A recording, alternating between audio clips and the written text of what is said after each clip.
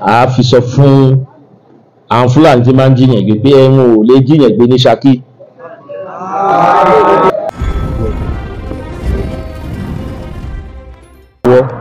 Àbáyíjà o.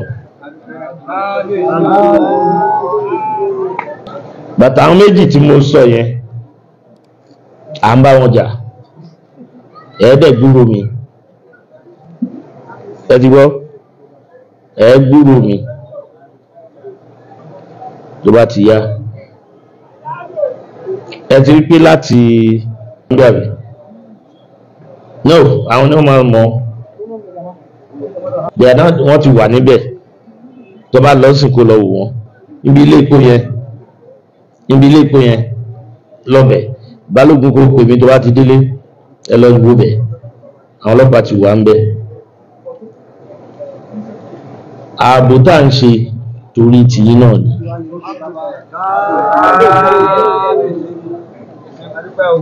Torí pé a mọ̀ pé ọjọ́ Monday àti ọjọ́ Àlàmísì lẹ máa ń ṣe ọrọ̀ ajé yín, ṣùgbọ́n àwọn tí ò dánú yín ibẹ̀ wọ́n máa lọ ń dúró dè.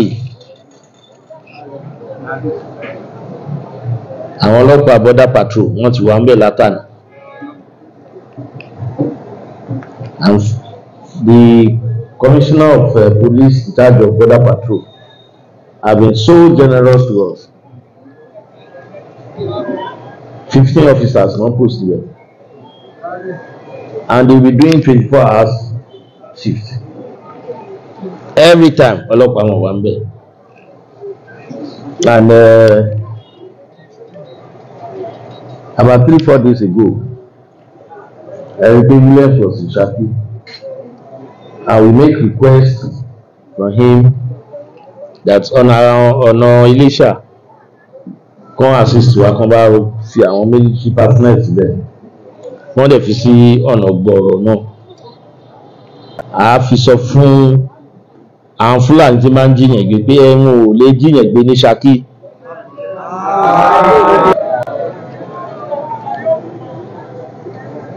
Ààrẹ Àgbàrẹ will soon be here. Ààrẹ Àgbàrẹ ó máa dé bí ń sìn. Ẹ kìlọ̀ fún àwọn ọmọ yín tí ń lọ sọ́jà Àgbàrẹ. A mọ̀ pé bẹ́ẹ̀ ni tí ń lọ ń ṣe meeting. Gbogbo àwọn ọba Òkègùn àjọ wà lápapọ̀ báyìí. Kì í ṣe bí ká mọ̀mọ̀ kan kó sọ pé wọ́n mọ̀ bí tí àwọn yòókù táwọn jọ ń ṣe iṣẹ́ wà o. Ọmọ tí wọ́n bá mú lágọ̀ọ́ ààrẹ ẹ gbàgbé ẹ̀ o. Ẹ ti gbọ́rọ̀ mi kí ẹ gbàgbé ẹ̀. Ẹgbẹ́ ilẹ̀ yìí wà bíbá yìí sìn.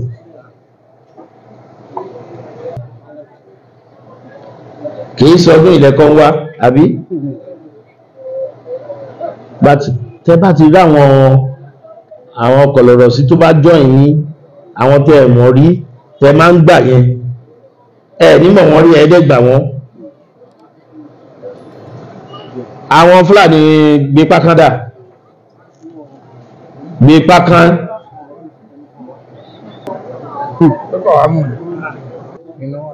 A fẹ́ gbọ́ wàhálà kankan ní gbé pákán mọ́. A fẹ́ gbọ́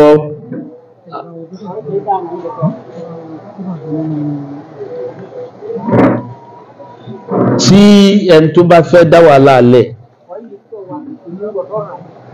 tó bá ti débẹ̀ kán wá sọ fún wa. Ẹni gbọ́ kàwé torí pé àwọn Fúlàní gbé pákán. Ẹ rí i pé ìgbà tá a wá ní lẹ́sìn mo sọ fún wa pé ká jẹ́ káwọn ọmọ wa máa kàwé. Àwọn ọmọ wọn fẹ́ kàwé. A lè sọ fún wọn pé ọmọ Fúlàní tó bá fẹ́ kàwé ní gbé pákán kí wọ́n mú ọmọ yẹn lọ sí inú gbé pákán, kán dẹ̀ fìyàwó wọn kan síbẹ̀, ṣùgbọ́n kí màálù wọn wà nínú igbó àbá wọn jà sí yẹn. Ṣó ti yé yín báyìí? Ẹ má jẹ́ kí wàhálà kankan ṣẹlẹ̀ níbẹ̀. Ọlọ́run wà pẹ̀lú yín. a mọ̀ pé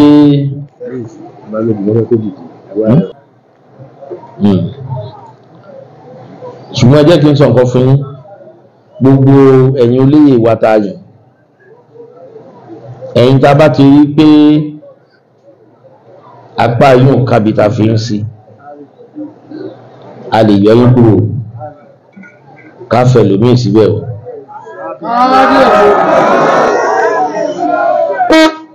ọ̀rọ̀ yín ó yé dáadáa lágbára Ọlọ́run tá a bá ti sọdún yìí tán, gbogbo ibi tá a bá rí i pé ẹ̀yin Sẹ́ríkì tẹ wà ń bẹ̀ kájú ẹ̀ á pè yín padà. A lè má yọ yín Sẹ́ríkì ṣùgbọ́n ká yan Sẹ́ríkì mi síbẹ̀.